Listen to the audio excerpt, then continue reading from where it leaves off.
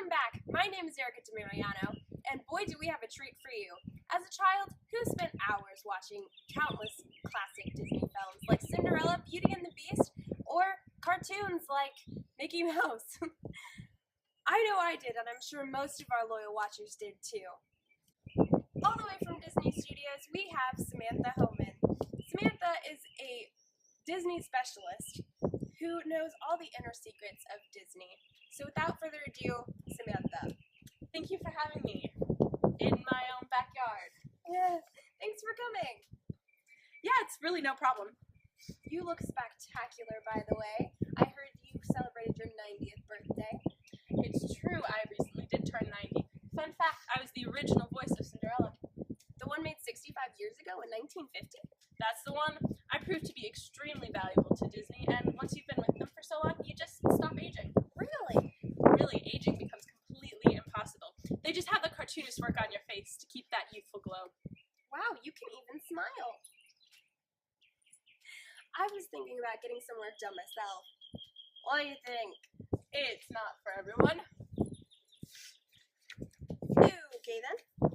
Samantha, I heard that you have recently done a study on people's favorite Disney characters and why they like those characters. Would you mind sharing your findings? Of course. I'm an official consultant for Disney. They come to me when they want to know the public's opinion. They may be a multi-million-dollar corporation, but at heart, they're just like you and me, afraid to be judged by the rest of the world. My job is to lessen the amount of judging that takes place. I also work to provide suitable release dates for sequels. Did you know that The Incredibles has finally been announced to have a sequel after only 11 years? That was my idea. Anyway, moving on. I asked for people from all around the world to send me their favorite Disney character and then tweet me their ideas for why that character was their favorite. Without further ado, here are the results.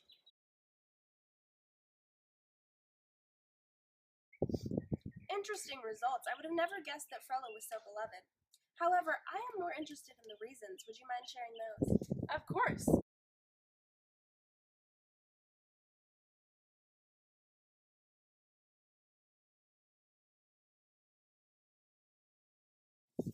Now this one's really strange. This person likes Belle because she has a brain and isn't willing to bend down to men. How ridiculous. Here's another strange one. My favorite princess is Tiana because she is such a hard worker. She taught me that I can achieve my dreams if I work hard enough. Honey, hard work will get you nowhere. Wait around for a prince to come make you a princess. Although the thing that has gotten me through thick and thin is if you can sing through your problems will not matter anymore. So if I sing, I won't have problems anymore? You'll still have problems, but your problems will seem to be a lot smaller. Singing makes everything better as long as you have a good voice. If you can't sing, don't try. Failure is ugly on everyone. Well, that's true, but it's a bold statement. I mean, are parents okay that you're telling their children they can never be perfect? People have many critiques of Disney and of me, but I'm no longer afraid of what people think of me because Disney has the power and the influence to smite them if they cross me. But the biggest complaint, though, is the supposedly unrealistic waistline that Disney gives their female characters. I don't think they're that unrealistic. I mean, America is known for their beautiful models with no waistline, so I would assume that it would be obvious to show their children what that looks like. That's a good way of thinking, but sadly, the public doesn't see that. Girls need to learn, though, from a young age, that a prince will only save you if you are thin enough. So that means starving yourself and working out 8 hours a day so that you can fit to a size 0. Though most parents don't seem to agree with me on that. I wonder why. Parents, teach your children to be perfect little stick figures. Also teach them to have perfect hair 24/7, or else they'll never fall in love, and they will bring dishonor on your family. I wouldn't go as far as saying that they need to have perfect hair all the time. Children are known for having a little bit of crazy hair, and that's okay. But as young women mature, they need to have a model for how they should wear their hair. Disney has generously provided that model for girls with straight hair. Girls with other styles of hair must look elsewhere. How generous of Disney to give young girls such an attainable model for their hair. Anyway, but it really does just warm my heart, the marvelous expectations that Disney gives for young children. that they have, Disney is very centered towards teaching young women that they need to be saved by a young, brave prince who will take away all their problems. But that very lesson couldn't be more applicable today.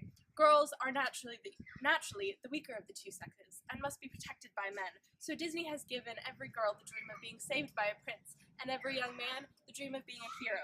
But sadly, heroes can't save more than one princess, which means a boy must experience love at first sight to know which princess to save.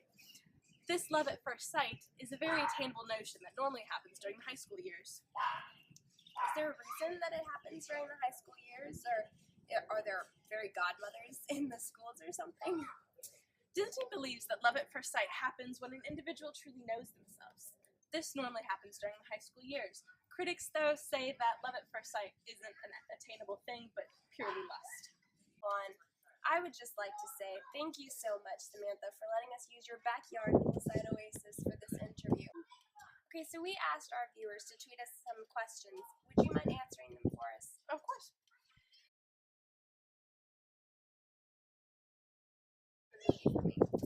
Alice in Wonderland isn't that complicated. You see, the author, Lewis Carroll, was rumored to be on drugs, which means you too must be on drugs to enjoy the film.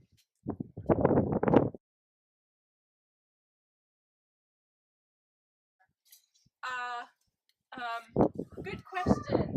Next question. Okay. A prince like that is hard to find, but someday your prince will come.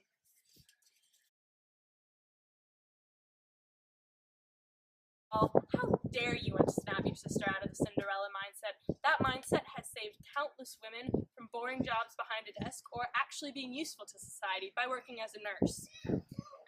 I am a firm believer that men are the ones who need to protect the women and make all the money, while women simply need to stay at home, look beautiful, and sing all day long.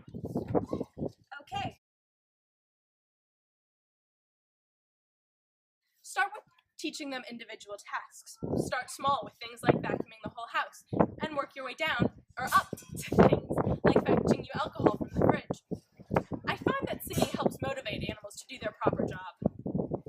Okay, and last question. A nice seashell bra or an elegant flower crown are great crafts if you are in the mood. Don't worry if people stare at you while you're wearing your new creations. They're just jealous. Painting is always a good idea for the young aspiring Disney princess. Just make sure you sing while you work, or it loses all of its finesse. Sewing and cooking are also great options. Just make sure you whistle while you work.